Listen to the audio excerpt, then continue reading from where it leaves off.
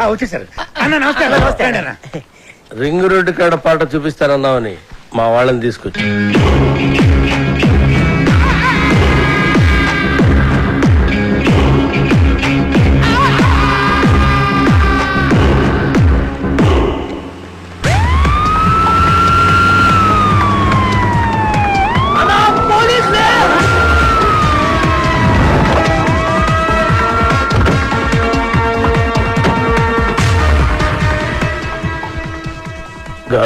అన్నా మనం ఎందుకు దాక్కున్నాం రా? నాకేమెరికనా నువ్వు దాక్కున్నావా నేను దాక్కున్నా?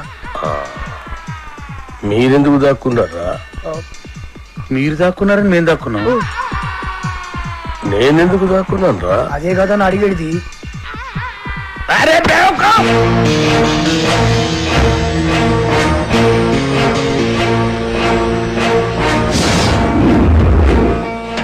అందరూ వచ్చారు. రింగ్ రోడ్ సాంగ్ త్వరగా వచ్చేయండి.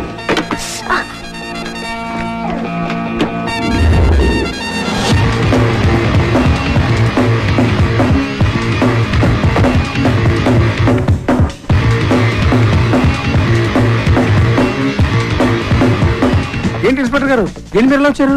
గుండాలనే సినిమా చూస్తున్నారని గుండాల కోపం వచ్చి ఆ నెగటివ్ తగలబెట్టేస్తామని బెదిరింపు కాల్సి వస్తే చెక్ చేయడానికి వచ్చాం. రింగ్ రోడ్ సాంగ్ దొరికింది. ఆండలమ్మ తల్లి.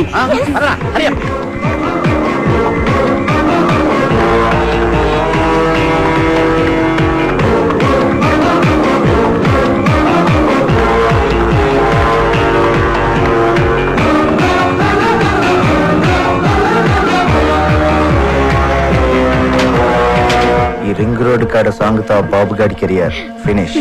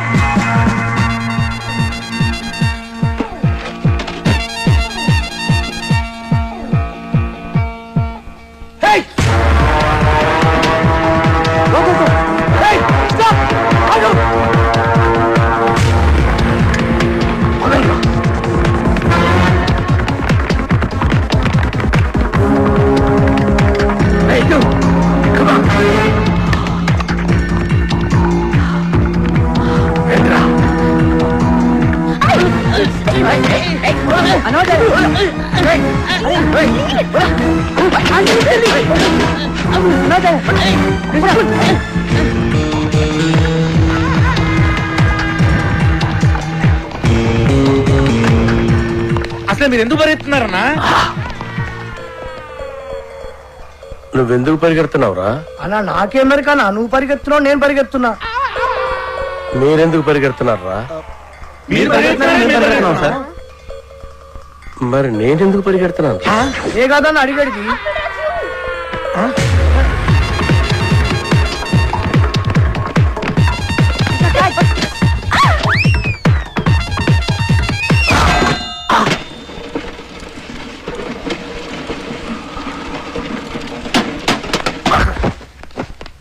అన్నా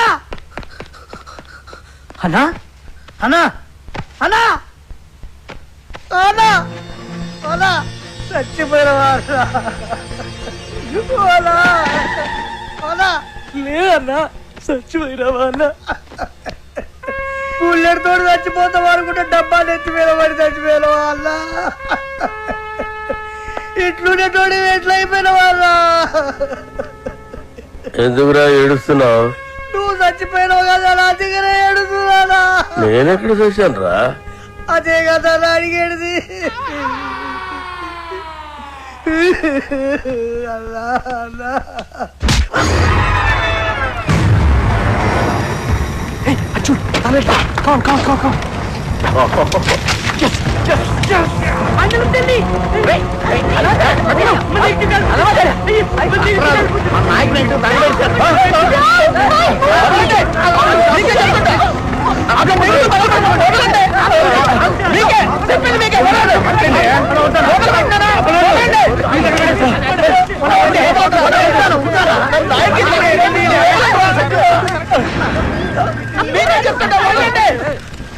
నా నాయకి సినిమా తగలబెట్టేశారు. అరే ఇది మీ నాయక సినిమా నెగిటివ్ కాదండి బాబు. రామ్ గోపాలవరం తీసిన కథ, స్క్రీన్ ప్లే, దర్శకత్వం అప్పలరాజు నెగిటివ్.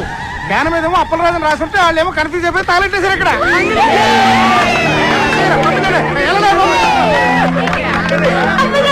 అప్పలరాజు సినిమా ఇది తగలెట్టింది నాయకి సినిమా కదా, అప్పలరాజు అని వేరే సినిమానా? ఓ బ్లడీ షిట్! ఏంటా కొంచెం కూడా బుద్ధి లేదా? సరిగ్గా చూసుకోవచ్చుగా. కదా స్క్రీన్ ప్లే దర్శకత్వం అప్పలరాజు రాసుంటే ఎవరి సినిమాలో ఎందుకు అనుకుంటాం? ఇప్పుడు ఆ సినిమాని ఆపడానికి చేసిన అన్ని ప్రయత్నాలు తప్పాయి. ఇప్పుడు ఆ బాక్స్ ఆఫీస్ దేవుడే కాపాడాలి. బాక్స్ ఆఫీస్ దేవుడా ప్లీజ్.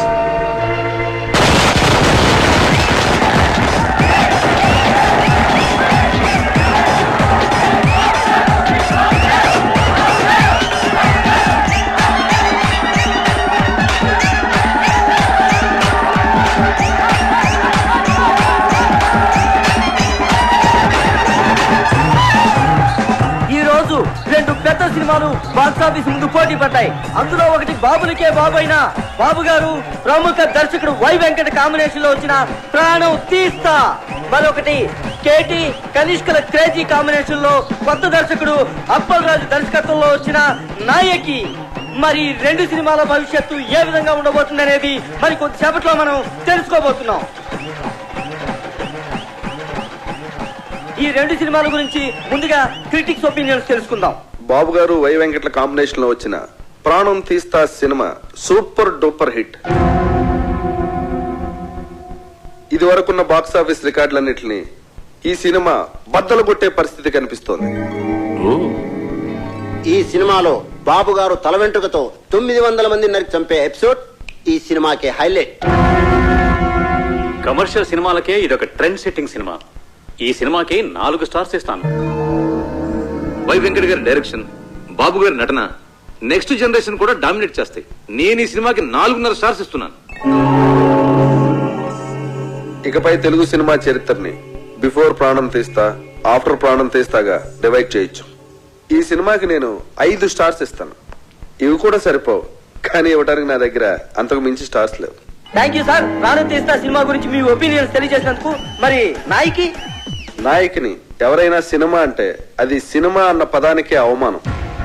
కెమెరా కనిపెట్టినప్పటి నుంచి ప్రపంచంలో ఏ లాంగ్వేజ్ లోని ఇంత చెత్త సినిమా రాలేదు. ఈ సినిమాని డైరెక్టర్ ఎందుకు తీశాడో, ఇంత చెత్త సినిమాలో కనిష్క, కేటీ లాంటి స్టార్స్ ఎందుకు యాక్ట్ చేశారో మనకు అర్థం కాదు. నాయకి సినిమా చూస్తున్నంత సేపు తలనొప్పి. జండుబామ్ కంపెనీ వాళ్ళు తమ సేల్స్ పెంచుకోవడానికి చేసిన కుట్రలో భాగమే ఈ సినిమా అని నా ఫీలింగ్. ఈ సినిమాలో హీరో ఓ సిచ్యువేషన్ లో ఆత్మహత్య చేసుకుని చచ్చిపోతే బాగుంటుంది అనిపిస్తుంది. కానీ అంతలోనే హీరో ఐటెం గారితో కలిసి పాట పాడుతూ ఉంటాడు. అబ్బే లాజిక్ లేదు. ఈ సినిమాలో రెహమాన్ శర్మ చేసిన పాటల కంటే ట్రైన్ లో అడుక్కునే పాటలు బాగుంటాయి. ఎవడో శ్రీశైలం అంట, వాడు రాసిన లిరిక్స్ కి అర్థం వాడికన్నా అర్థం అవుతుందో లేదో. ఒక పల్లవి లేదు, ఒక చరణం లేదు. నాయకి అని పేరు పెట్టినందుకు శ్రీజాతికి అవమానం. కేటీకి విలన్ వేషాలు వేసుకోవాల్సిందే. సినిమాని ఎలా తీయకూడదు అనే దానికి ఎగ్జాంపుల్ గా ఈ నాయకి సినిమాని ఫిల్మ్ ఇన్స్టిట్యూట్ కోర్సుల్లో పెట్టే అవకాశం ఉంది. ఈ సినిమాని టికెట్ లేకుండా ఫ్రీగా షో చూపించిన జనం థియేటర్ కి రారని ఒక అంచనా. ఈ సినిమా చూసిన వాళ్ళకి టైం వేస్ట్, తీసిన వాళ్ళకి డబ్బులు వేస్ట్, యాక్ట్ చేసిన